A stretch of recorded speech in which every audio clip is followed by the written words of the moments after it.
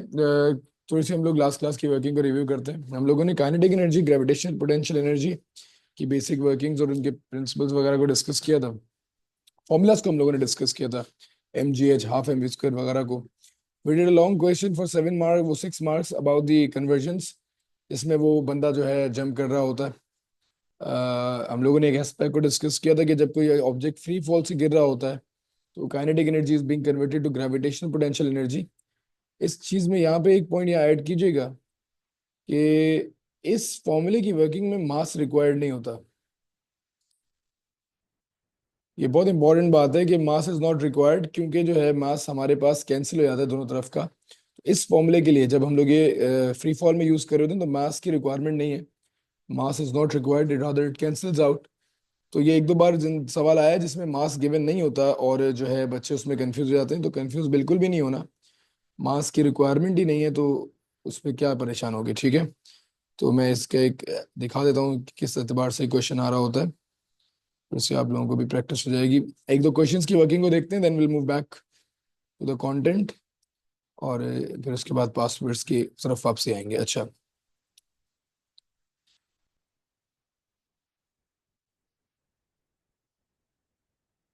सवाल है हमारे पास कि a small coin of mass m is initially at rest. It is dropped from a height h above the ground level. The coin has a speed of v as it hits the ground. The gravitational field strength is supposed to be taken as 10. Set an expression for the gravitational potential energy of the coin at the height h above the ground level. Gravitational potential energy is given by mg delta h. Formula मांग रहा था, ठीक है जी। Kinetic energy with speed v half mv squared. अच्छा जी, the coin is dropped. Drop means rest से फेंका गया है, ठीक है जी, from the top of the building of height 380 meters. Determine the speed of the coin as it hits the ground. You may ignore the air resistance. अगर वो drop कर रहा है, that means kinetic energy is converted to gravitational potential energy. Sorry, मैंने उल्टा लिख दिया। Gravitational potential energy is being converted to kinetic energy. पूरी की पूरी gravitational potential energy kinetic energy में convert हो जाएगी। Mass gravity change in height equals mgh equals m half mv squared. इस पूरे क्वेश्चन में मास कहीं पर भी गिवन नहीं है, ठीक है। Value of mass is not given, gravity is given, V की वैल्यू मांग रहा है, एच गिवन है, तो मास की रिक्वायरमेंट भी नहीं है। क्या होगा, मास दोनों तरफ एक दूसरे से कैंसिल आउट हो जाएगा। ग्रेविटी हमारे पास 10 लेनी है, तो let's take it as 10। Height का चेंज इन्होंने सवाल में 380 मीटर्स बताया हुआ था, और इसके बाद जो है हाफ वी स्क्वायर्ड, आपके पास वी की वैल्यू आ जाएगी। ठीक है जी, तो ये हमारे पास जो होगी, कोई मेरी मुझे हेल्प कर देगा यार। ये 2 उधर मल्टीप्लाई कर रहा हूँ डायरेक्टली, स्पीड स्क्वेड 20, और जो भी इसका आंसर आ रहा है वी की वैल्यू रूट करके बेटे नया, अगर आंसर दे दो तो।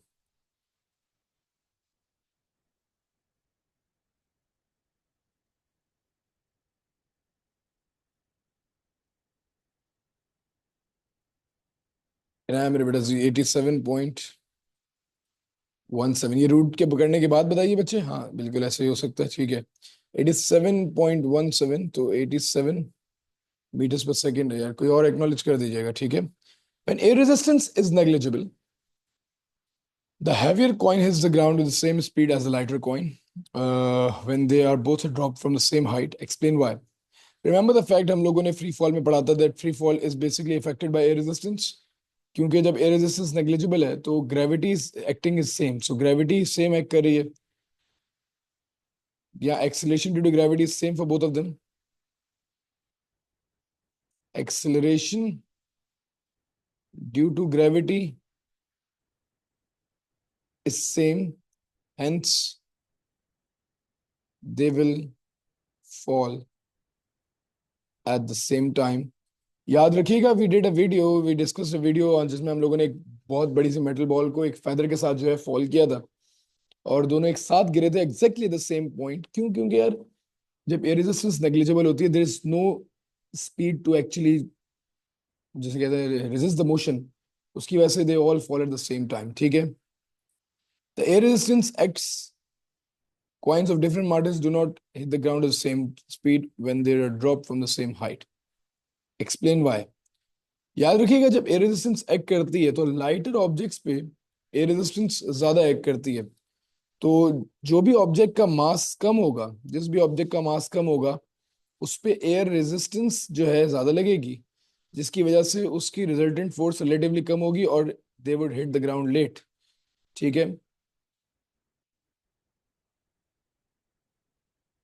आप कभी भी कोशिश करें कि दो चीजें, एक हल्की चीज और एक भारी चीज को, अगर एक आप जो है लेट्स सपोज टेरेस से ड्रॉप करते हैं, तो यू वुड ऑब्जर्व कि जो भारी चीज होगी it would go down very fast compare to the lighter object, क्योंकि लाइटर ऑब्जेक्ट पे एयर का दबाव ज्यादा लगता है और उसकी फिर रिजल्टेंट फोर्स भी जो है कम हो जाती है, इवेंचुअली उसकी एक्सेलरेशन भी कम हो जाती है, जिसकी वजह से वो ग्राउंड को लेट हिट करता है।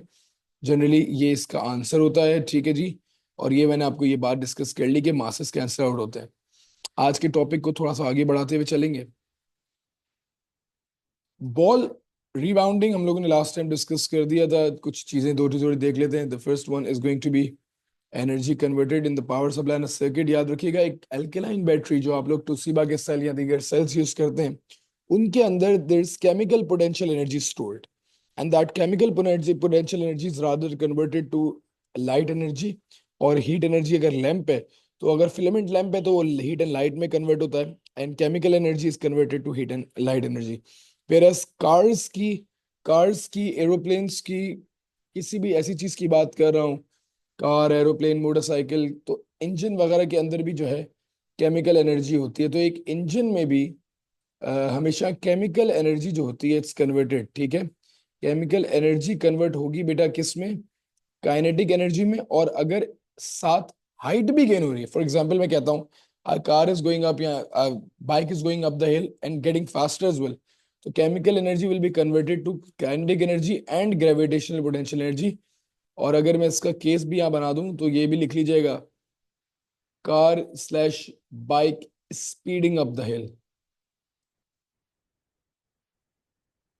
अगर कोई कार या bike is speeding up the हिल, ठीक है, कोई ऊपर की तरफ स्पीड अप कर रहा है, तो उसकी काइनेटिक एनर्जी तो बढ़ ही रही है क्योंकि उसकी स्पीड बढ़ रही है। सिमिलरली क्योंकि वो हाइट भी गेन कर रहा है, the gravitational potential energy is also increasing.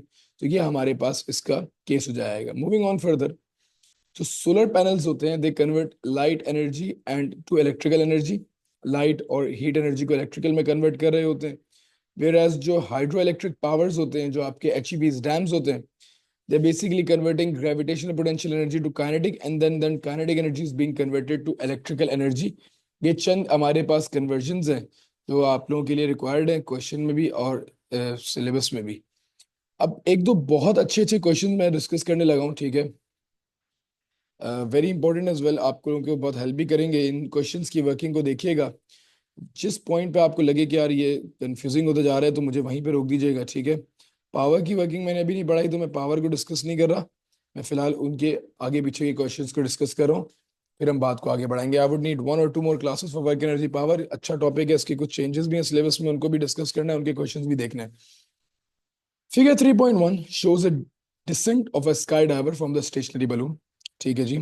The skydiver steps from the balloon at the height of 2000 meters and accelerates downwards. His speed is 52 meters per second at the height of 500 meters. He then opens the parachute from 400 meters to the ground level. He falls at constant speed.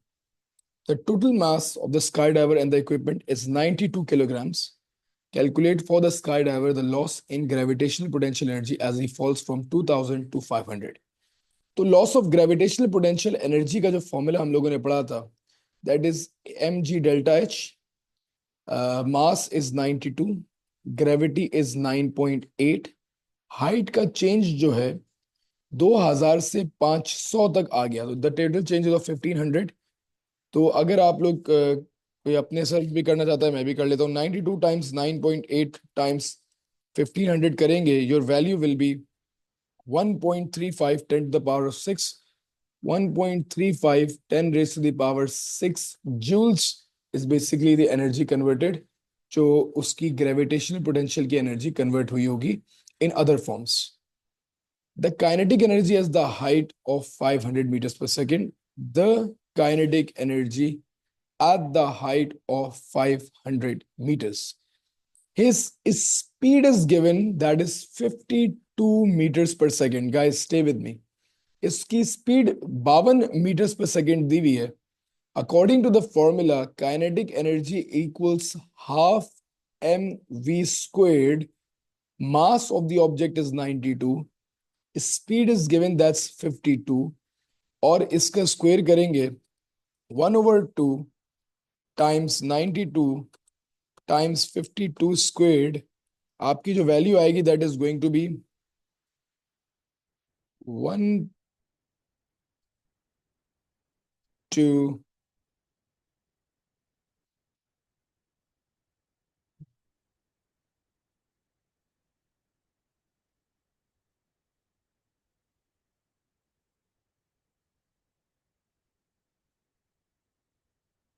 ये value आ रही है बेटा, कोई इसको acknowledge कर दे. यही value आ रही है. ऊपर वाली भी नया चेक कर लें यार, यही वैल्यू है बेटा, कोई और तो नहीं, मैंने कोई कैलकुलेशन एरर तो नहीं कर दिया.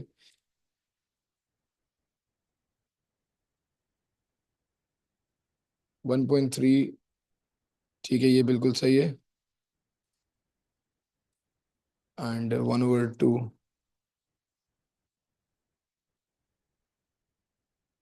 ठीक है बेटे, दोनों चीज सही है. अच्छा, the kinetic energy is 500 is not equal to the loss of gravitational potential energy. Explain why there's a difference in the values. Guys, देखो यार,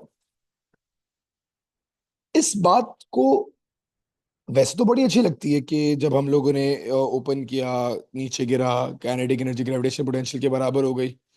but in reality that's not the case. मेरी बात को यहाँ पे बहुत इंपॉर्टेंट समझिएगा.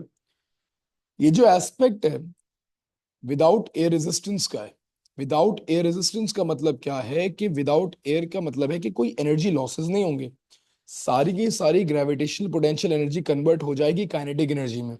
But in reality that is not the case. होता क्या है कि हवा होती है. जब बच्चों हवा होती है ना, तो हवा का दबाव भी पड़ता है. And when air is actually, जिसे कहते हैं कि अपोजिंग द मोशन, तो energy is lost in terms of heat, energy is lost into the surrounding, energy is wasted in the surrounding.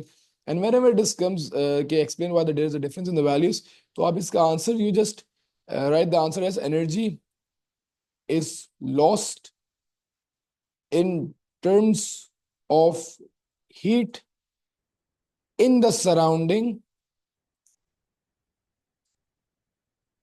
in overcoming air resistance. तो ये बहुत major answer है. ठीक है जी, यहां तक की वर्किंग याद रखिएगा. ठीक है, अगर कोई बंदा एनर्जी लॉस टू सराउंडिंग लिखता है, नंबर मिल जाते हैं, बट ये कि बेहतर आंसर ये होगा कि सराउंडिंग में एयर रेजिस्टेंस को ओवरकम करने में थर्मल की फॉर्म में एनर्जी लॉस होती है. And that is going to be answer for 2. अच्छा, state what happens to the air resistance acting on a skydiver during the fall from 2000 to 500. अगर आपको फ्री फॉल का concept याद हो, तो जैसे जैसे ऑब्जेक्ट नीचे फॉल कर रहा था, उसके ऊपर लगने वाली एयर रेजिस्टेंस बढ़ रही थी. तो what happens to the air resistance acting on the skydiver during the fall from 2000 to 500? तो आप बोलोगे कि air resistance increases. ठीक है. अच्छा, एक्सप्लेन या बोल देता तो air resistance increases as speed increases लिख देते आप.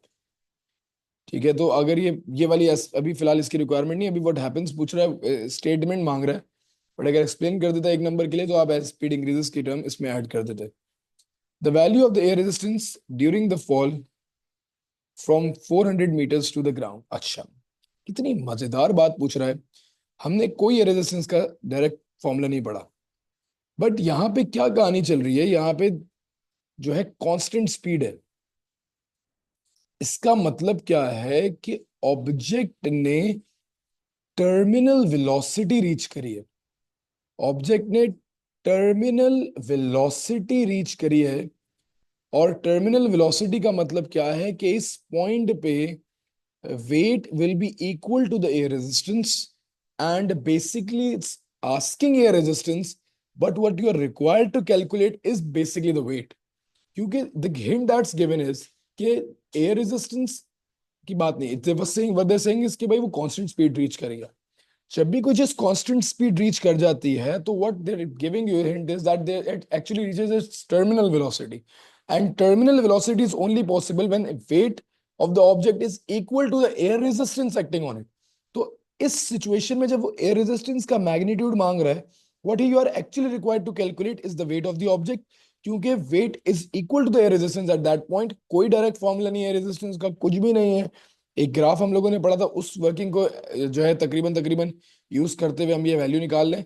92 times 9.8 कर रहा हूँ. 92 was the mass given in the question for the person with the equipment. तो मैंने वैल्यू निकाली है, दैट्स गोइंग टू बी 901.6. आपकी मार्क्स स्कीम में 902 भी अलाउड था, 900 भी अलाउड था. ठीक है, तो that is going to be your answer in terms of air resistance. मेरे प्यारे बच्चों, आपको यहाँ तक की वर्किंग में कोई कंफ्यूजन है तो पूछे मुझसे यार. अली, इनाया, फातिमा, हाशिर, हाजिक भी है. मैं वही सोच रहा था, हाजिक मीटिंग में अभी तक कुछ लिखा नहीं हाजिक ने. मुस्तफा बेटा क्लियर है. मुस्फिरा मेरा बच्चे कैसे हो बेटे, ठीक हो? ऑल ऑफ यू गाइस, सब लोगों को बेटा ये बात, मेरी बात यहाँ तक की वर्किंग उसकी क्लियर हो रही है? वेरी वेरी गुड सारा, वेरी गुड. ठीक है जी, ऑल क्लियर है. ठीक है, आई एम गुड बेटा. सही है, ठीक है. चलो बच्चों, ठीक है, ठीक है. these are like some different concepts, rather they're all discussed, but किस तरीके से पेपर में पूछता है ना, तो ये थोड़ा सा जो है उसको चैलेंज करता है आप लोगों को थोड़ा बहुत. ज्यादा नहीं बट थोड़ा बहुत. ठीक है, मैं थोड़ा सा इलेक्ट्रिसिटी की वर्किंग को भी रिव्यू करते हुए लेके चलो. सवाल आते हैं लिंक होके. Figure 3.1 shows a forklift truck lifting a crate on a high shelf in a warehouse. The forklift truck lifts the crate of weight 640 newtons through the vertical distance of 3.5 in 4 seconds. Calculate the useful work done in lifting the crate. The work done will be equal to force into distance in the direction of the force. Guys, since it's moving upwards, the force that is like actually moving is 640 newtons. ठीक है जी. और उसका जो distance उसने travel किया है that is 3.5 metres.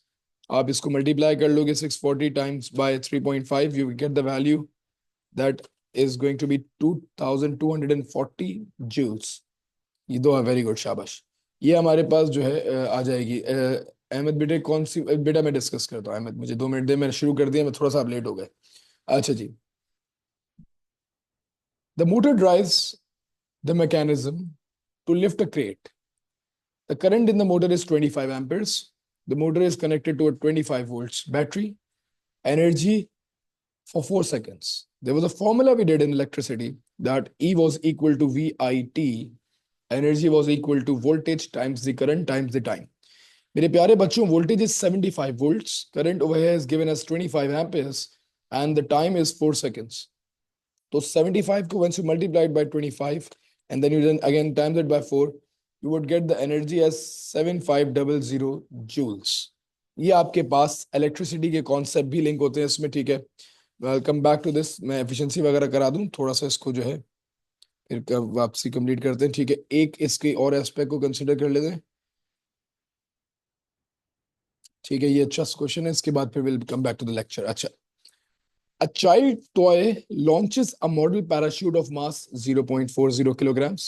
Vertically upward, the model parachute reaches a maximum height of 8.5 meters. ठीक है. Calculate the gravitational potential energy gained by the model parachute. अच्छा जी, एनर्जी ग्रेविटेशनल पोटेंशियल की बात कर रहा है. ठीक है, एनर्जी इक्वल्स mgh.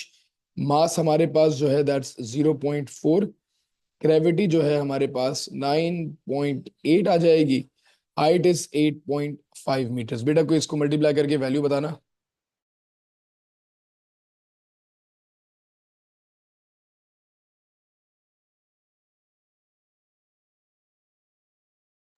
इसका वैल्यू यार कोई मुझे मल्टीप्लाई कर दे प्लीज. 33.32 33.32 जूल्स. अच्छा.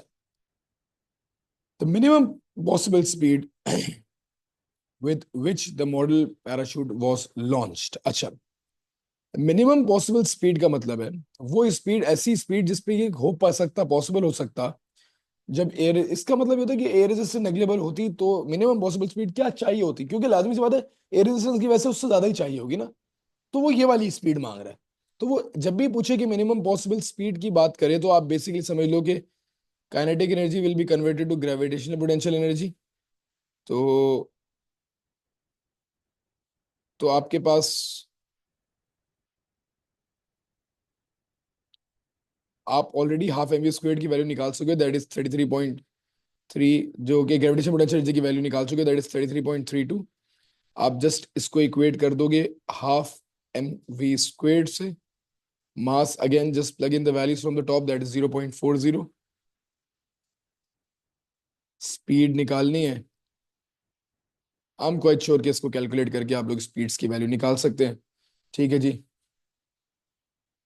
मुज्तबा इंशाल्लाह in Ramzan I am planning to review everything once again, ठीक है, everything hopefully once we are done with ना वर्क एनर्जी पावर, एक न्यूक्लियर स्पेस की क्लासेस में कंप्लीट करते हैं, देन उसके बाद फिर इंशाल्लाह, ठीक है, डोंट वरी, मैं करवाऊंगा एक एक चीज से, that's my promise.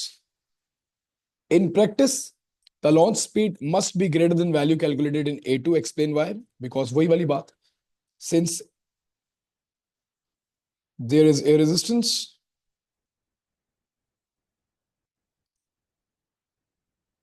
energy will be required to overcome that.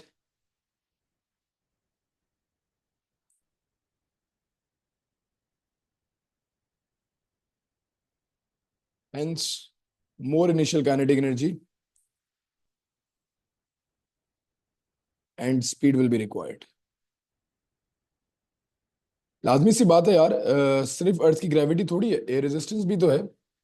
नहीं यार, इसके बाद इंशाल्लाह क्या अहमद बेटे, क्या नाम है अदनान साहब, ये वाला नहीं आया समझ, कौन सा, ये वाला स्पीड वाला, इसकी बात कर रहे हो?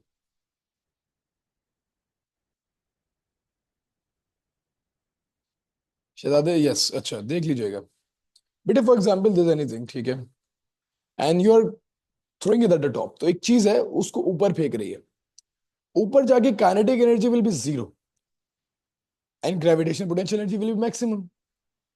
मैंने कहा कि मैक्सिमम हाइट पे ग्रेविटेशन पोटेंशियल एनर्जी कितनी होगी, मैंने पहले पार्ट में निकाल ली, ये सब आपको समझ आ गया, मास, ग्रेविटी और हाइट। एक इनिशियल स्पीड दूंगा तभी वो इतनी ग्रेविटेशन पोटेंशियल एनर्जी गेन करेगा, तो जो इनिशियल स्पीड में दूंगा, मतलब जो इनिशियल काइनेटिक एनर्जी दूंगा, वो पूरी की पूरी ग्रेविटेशन पोटेंशियल एनर्जी में कन्वर्ट हो जाएगी।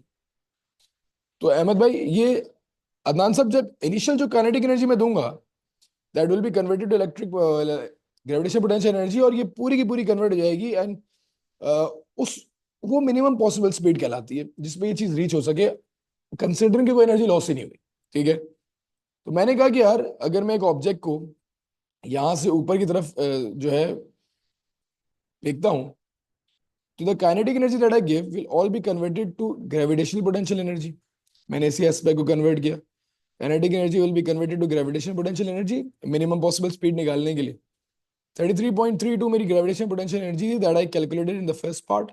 Half mass was given was 0.4, ठीक है, मैंने हाफ एम वी स्क्वायर्ड में 0.4 एंड देन स्पीड स्क्वायर्ड किया, मैंने इसकी वैल्यू निकाली, और बच्चों ने किसी ने मुझे स्पीड की वैल्यू बताई होगी, नहीं बताई तो किसी से भी, मतलब कोई भी बता दे, ये हमारे पास स्पीड की वैल्यू आ जाएगी। ठीक है, और इसके बाद मैंने नेक्स्ट पार्ट जो है आप लोगों को डिस्कस कर लिया। ठीक है, सही है अदनान, ओके कर दीजिएगा बेटा।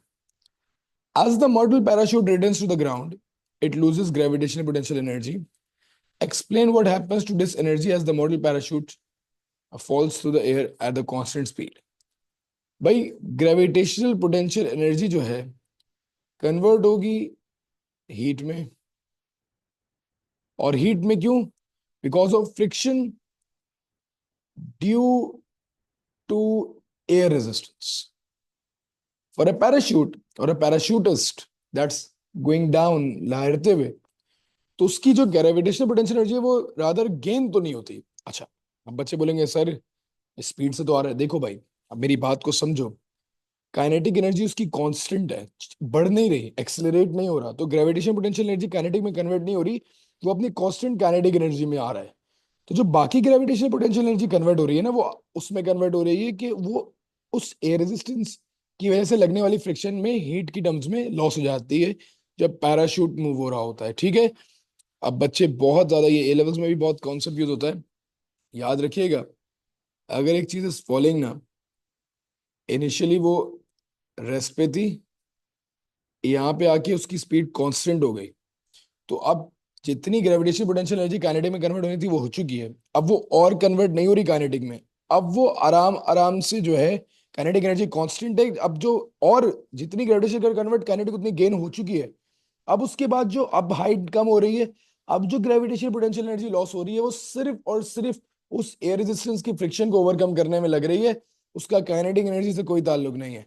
अली भाई मैं कहता हूं हाइट 1000 से 500 आई, उस दौरान स्पीड बढ़ के पैराशूट खोल दिया, तो 1000 से 500 में that change in gravitational potential energy was converted to kinetic some of it, और वो काइनेटिक एनर्जी में कन्वर्ट हो चुकी थी। इसके बाद की जो मंत्र है, जो उसके बाद जो अब जो कन्वर्ट हो रही है ग्रेविटेशनल पोटेंशियल, वो पूरी की पूरी कन्वर्ट हो रही है in overcoming friction due to air resistance, और हीट में कन्वर्ट हो रही है। क्योंकि बेटा स्पीड बढ़ नहीं रही ना, अब वो कांस्टेंट स्पीड पे मूव कर रहे हैं, तो कांस्टेंट स्पीड का मतलब है काइनेटिक एनर्जी तो गेन नहीं हो रही। Object is still in motion. Very good यार, अब सुन लो। यहां से ऑब्जेक्ट नीचे की तरफ गिरा, ठीक है जी, नीचे गिरा। इसकी यहाँ पे हाइट थी 1000, यहाँ पे हाइट थी 500, ठीक है जी। इसकी ग्रेविटेशनल पोटेंशियल एनर्जी लॉस हुई, it converted to kinetic energy plus some heat as well.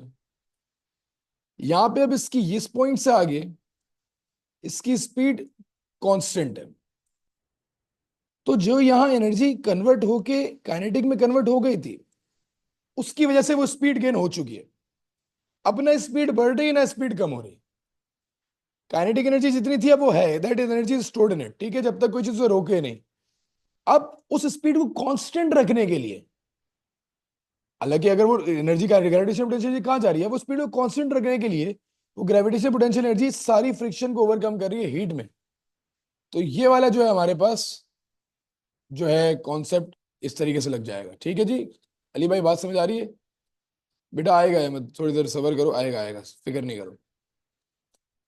Ali भाई थोड़ी थोड़ी बात क्लियर हो रही है बेटा, इसको एक्नॉलेज करना, मैं इसको थोड़ी देर बाद इसके बाद फिर समझाता हूँ, ठीक है। मुझे एक दो कॉन्सेप्ट और करवाए देना, फिर उसके बाद मैं इस पे आ रहा हूँ, ठीक है।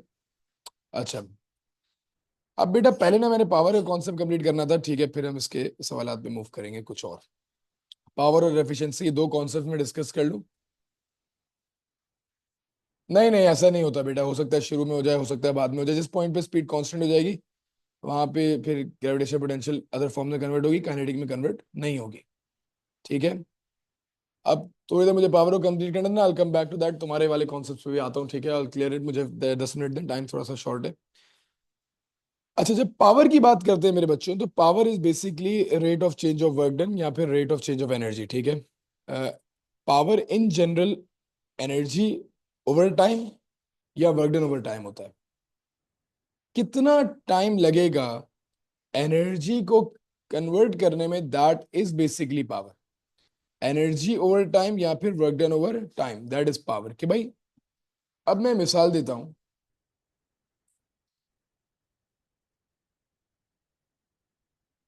एक बच्चे की, that is 5 years old, there's a box 10 kgs,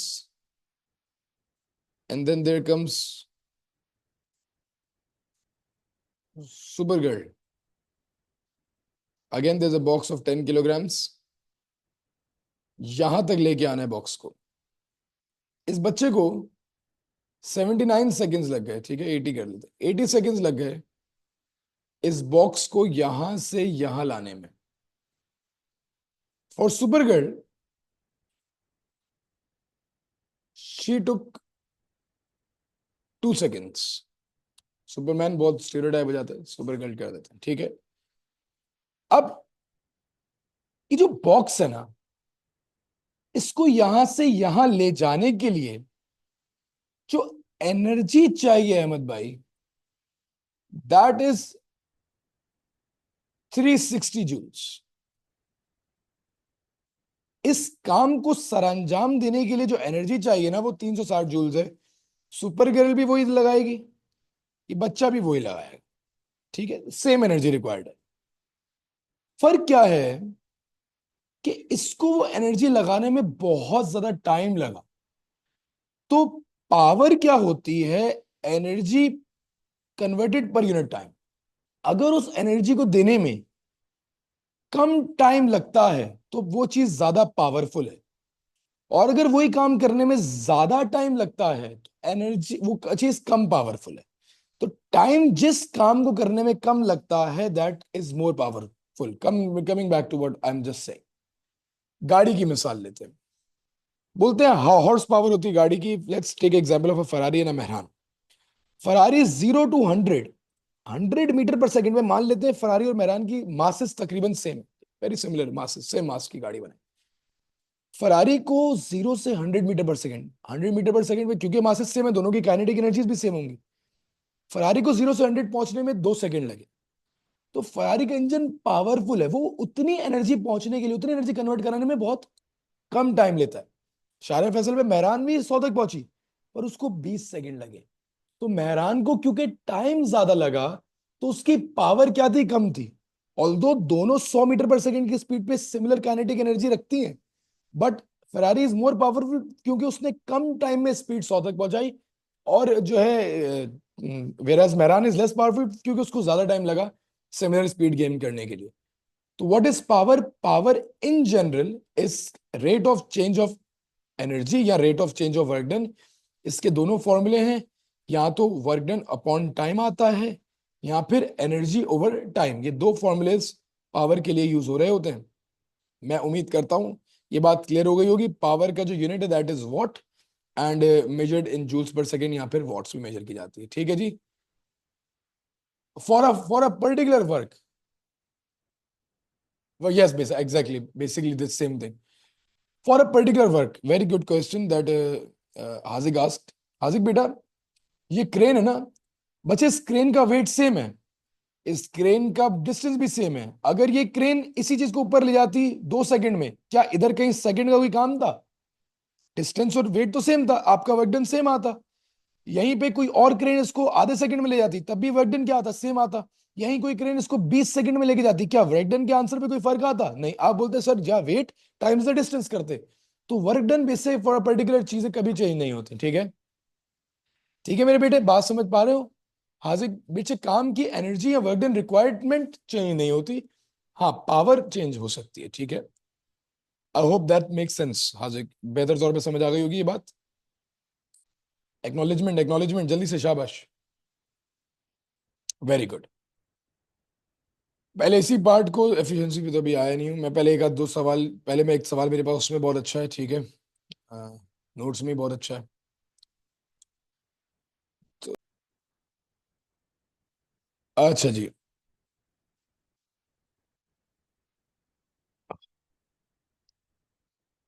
power के एक दो सवाल देख लीजिएगा ताकि थोड़ी सी आपके जो है आइडियाज और कॉन्सेप्ट्स क्लियर हो जाए।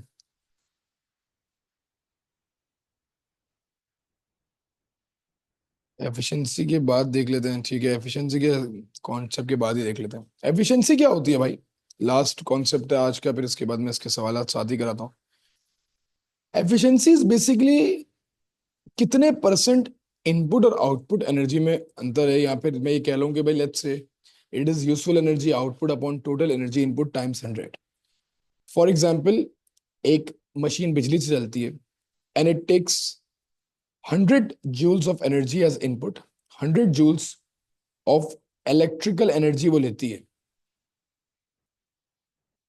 उस मशीन का काम है ऑब्जेक्ट्स को ऊपर रखना, और जितना वो काम करती है that is 80 joules of useful work.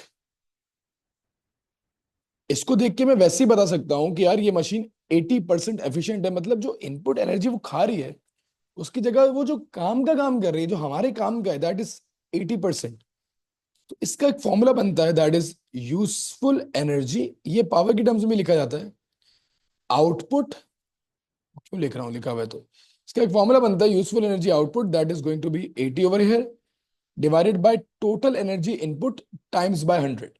तो ये बता देता है कि भाई मशीन हमारी कितने परसेंट एफिशिएंट है, कितनी एफिशिएंसी है उसकी, कितनी एनर्जी वो यूजफुल फॉर्म्स में कन्वर्ट करती है। तो ये इन जनरल जो है एफिशिएंसी है। दूसरी तरफ अगर पावर की बात करूं तो सिमिलर फॉर्मूला यूज होता है, useful power output divided by total power input times 100। इससे आ जाता है यूजफुल टॉप पे, टोटल बॉटम पे डिनोमिनेटर में, and you have two times it by 100। आपके पास एफिशिएंसी की वर्किंग आ जाएगी। सवाल को देखिएगा, very good question. Water is stored in a reservoir at an average vertical height of 350 meters above the turbine of hydroelectric power station. During 7 hours period, 1.8 times 10 to the power of 6 meter cube of water flows into the reservoir to the turbine. Density of the water is given. 7 घंटे के period में calculate the mass. Density is equals to mass over volume. ये सिर्फ confuse करने के लिए, यहाँ पे भी कंफ्यूज दिया हुआ है ना, तो इसका मतलब है कि भाई ये वॉल्यूम है, बेसिकली वॉल्यूम ये दिया हुआ है और डेंसिटी ये दी हुई है, और आपसे वॉल्यूम मांग रहा है, ठीक है, और मास मांग रहा है, वॉल्यूम और डेंसिटी दी हुई है. आपने कहा सर डेंसिटी हमारे पास 1000 है, मास हमें नहीं पता, वॉल्यूम हमारे पास 1.8 times 10 to the power of 6 है. इसको मल्टीप्लाई कर दोगे 1.8 times 10 to the power of 9 kg, आपके पास इसका जो है मास आ जाएगा. ठीक है जी, बहुत ही सिंपल सी कैलकुलेशन थी. अगले पार्ट में बता रहा हूं बेटा, अभी एफिशिएंसी निकलवाता हूं. The gravitational potential energy transformed as the water flows to the turbines. Gravitational potential energy के लिए आप अगेन mgh करेंगे. मास आपने पहले पार्ट में कैलकुलेट कर दिया 1.8 10 to the power of 9. Gravity की वैल्यू 9.8 होती है, इसमें थोड़ी हेल्प चाहिए होगी ना. और हाइट जो है हमारे पास that is going to be 350 metres. तो आपके पास ग्रेविटेशनल पोटेंशियल एनर्जी की जो है हमारे पास कन्वर्जन आ जाएगी mgh से. वेरी गुड, m शॉर्ट आता है बेटा, इसकी वैल्यू भी कोई मुझे जरा 6.17 times 10 to the power of 4 joules. अब आती है बात पावर की. The maximum possible average output power. Power is equals to energy over time, where time should be taken in seconds. Energy हम लोगों ने कैलकुलेट कर ली है, that is 6.17 times 10 to the power of 4. Time हमारे पास 7 hours का है. 7 आवर्स को जब आप कन्वर्ट करोगे सेकंड्स के अंदर, 7 into 60 that is in minutes times 60 that is in seconds, आपके पास पावर आ जाएगी पर second that is going to be 150. अच्छा, 150 वॉट्स. बकौल इनाया कि 150 वॉट आ रही है. I guess that's the correct answer. Check कर लें, फिर भी कोई और बंदा अगर एक्नॉलेज कर देता. अहमद बेटा stay with me. The hydroelectric power station generates electricity from a renewable energy resource. Explain what is meant by the term renewable. Renewable energy मैंने last time बताया था, energy that can be reused, जिसकी rate of consumption कम होती है rate of production से. तो reusable energy that is the production rate is much higher than the consumption rate mention कर सकते हैं. State 2 other energy resources. HEP के अलावा you can stay wind बोल सकते हो, solar बोल सकते हो, तो दैट्स प्रीटी मच. टाइडल बोल सकते हो. तो ये आपके पास जो है रिसोर्सेज आ जाएंगे. ठीक है, अभी बेटा 2-4 सवाल और देखने. ठीक है, अभी मेरे साथ रहिएगा.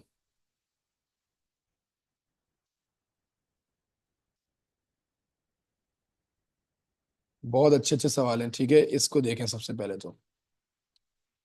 Figure 4.1 shows a small wind turbine used to generate electricity. The wind turbine drives an electric generator, sorry. The wind blows with a velocity of 7 meters per second. Right angle of the plane. The mass of the air passing per second is 6.7. Calculate the kinetic energy of the air blown through the turbine per second. Kinetic energy is equals to 1/2 mv squared. Half mass is 6.7. Speed is 7 squared. नहीं बेटा, nuclear is a non renewable energy resource.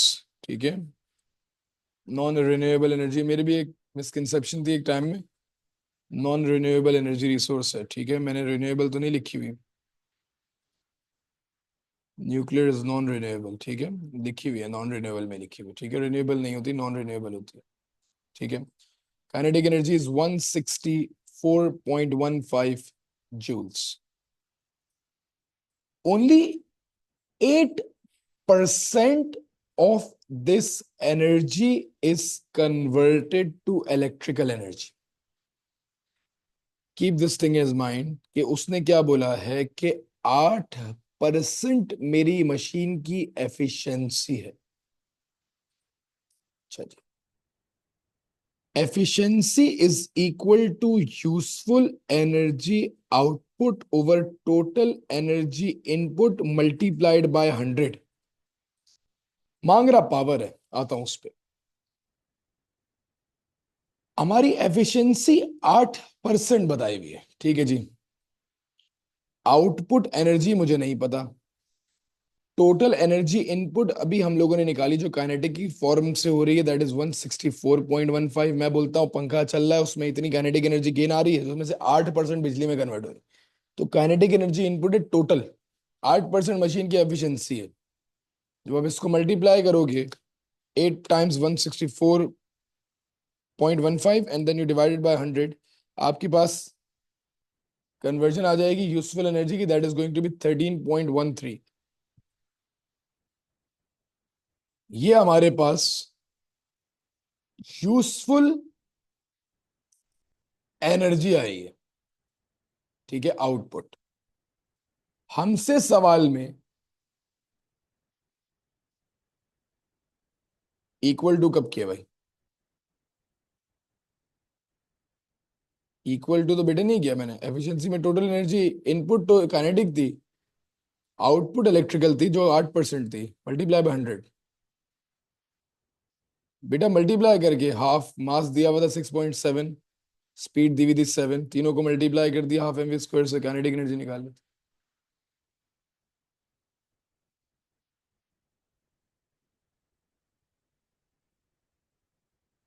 Ahmad बेटे, अदनान साहब, अहमद अदनान साहब, ये एक बात clear है kinetic energy वाली?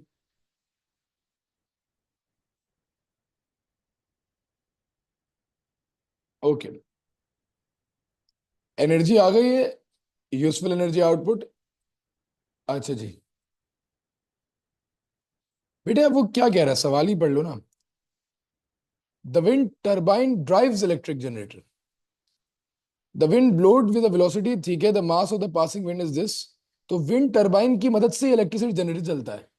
तो उस विंड में जो काइनेटिक एनर्जी है उसकी मदद से जो है विंड एनर्जी कन्वर्ट हो रही है इलेक्ट्रिकल में. तो विंड की मदद से, स्पीड ऑफ विंड, काइनेटिक की मदद से बिजली का जनरेटर चल रहा है. तो kinetic energy is actually being converted to electrical energy, जिसका सिर्फ 8% एफिशिएंसी रेट है. अली भाई यहां तक ओके करते हो?